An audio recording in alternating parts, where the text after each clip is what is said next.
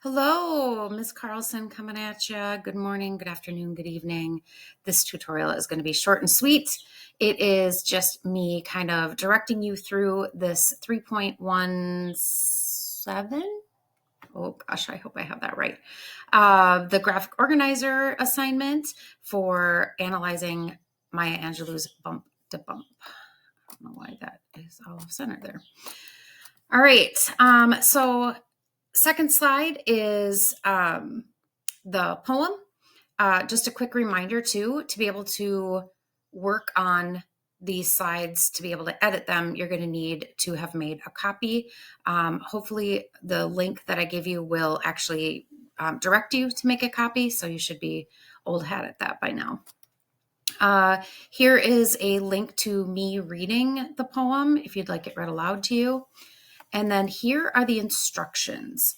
In the graphic organizer that you're going to see coming up here in the slides, you're going to be filling in various components using what you have learned from Ms. Carlson's tutorials about the poem. See how I have that highlighted? Please do not do this blind.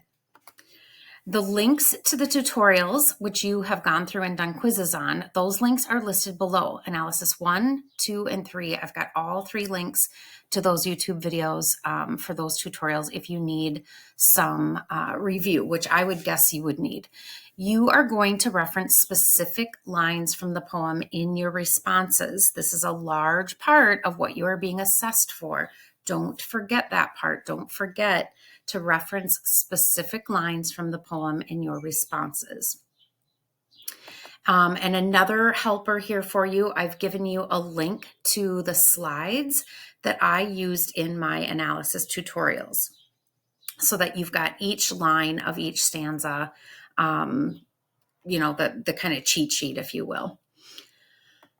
You are going to be assessed based on this rubric, which is going to ask for depth of thought, and that's going to link to Reading Literature Standard 2, which is about theme. You are going to be graded on making connections to the text, which aligns with the Reading Standard 1, which is citing text evidence. You are going to be assessed on making personal and real-world connections, which is Standard 9. And then you're going to be assessed on conventions, meaning I'm looking for proper grammar, spelling, punctuation, capitalization, complete sentences, all of that stuff. And just a reminder that when you are speaking about poetry, we refer to the poet, we refer to the speaker, we refer to lines and stanzas. So we don't say author, we don't say sentence, we don't say paragraph. We use poetic academic language. All right, so your graphic organizer looks something like this, where you are going through stanzas 1, 2, 3, 4, 5. And for the sake of just kind of giving you some idea of how to do this, I have started you out here. So in stanza 1, the speaker is struggling with having to move through life in the dark without complete awareness or understanding in a sort of choreographed way. Now, where did I get that from? I got that directly from those slides that I mentioned that I gave you links to. So if you look at my analysis slides, Blind Man's Dance, there's a lot of things about what it means, or what the speaker means by playing a game like Blind Man's Dance, Binding Eyes with Ignorance, and Bump to Bump.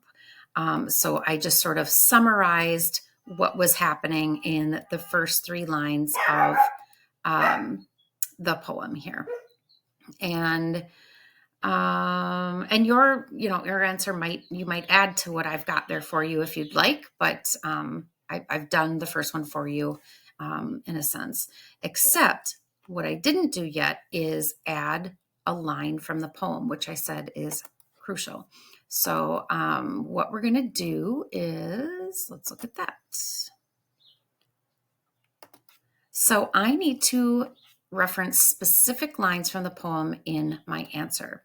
So what I'm going to do here, and maybe just so that everything kind of fits really well, maybe I will lower the font, or I can continue this on to the next page.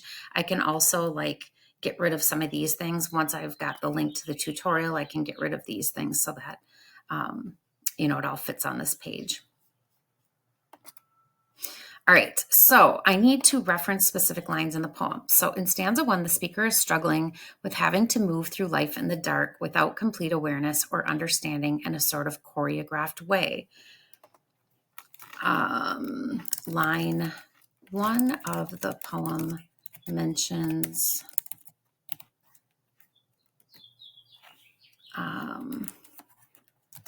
bind my eyes with ignorance as the speaker is playing a game called Blind Man's Dance.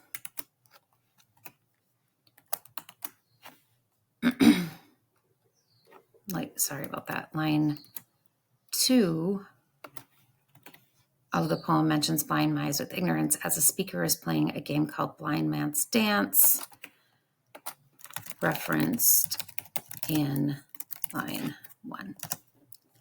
All right. And then in stanza 1, the speaker feels vulnerable, uncertain, uninformed, fearful. The uncomfortable truths exposed in stanza 1 are that persons of color have an especially difficult time moving through life because of prejudice. So really the place where likely your specific lines from the poem are going to go would be under that first column, although not necessarily.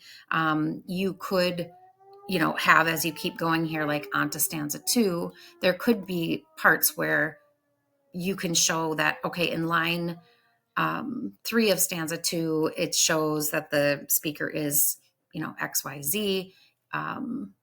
So it not necessarily are the references to specific lines always going to be in that first column. For stanza 1, it just seemed to kind of make the most sense.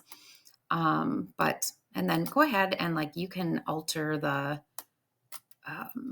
size of each of these two if you want to be able to fit things in here. By the time you make a copy of this, you should have editing rights. That is going to let you kind of manipulate this table. Please don't manipulate it to the point where I can't understand it or read it.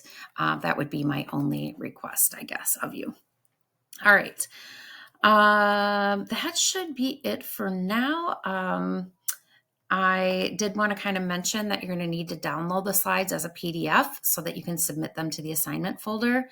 And to do that, you just go to File, Download, and then PDF pops up in the drop-down box, PDF.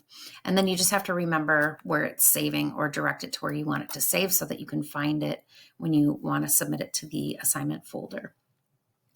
But that should be enough for now. If you absolutely are stuck or really need some extra help on it, here is my email address, ccarlson@wivcs.org, if you run into any snags or just need an extra question answered. And we can always meet one-on-one if you're really struggling too. So let me know. I'm here for you. Otherwise, happy graphic organizer completion, and we will talk to you soon.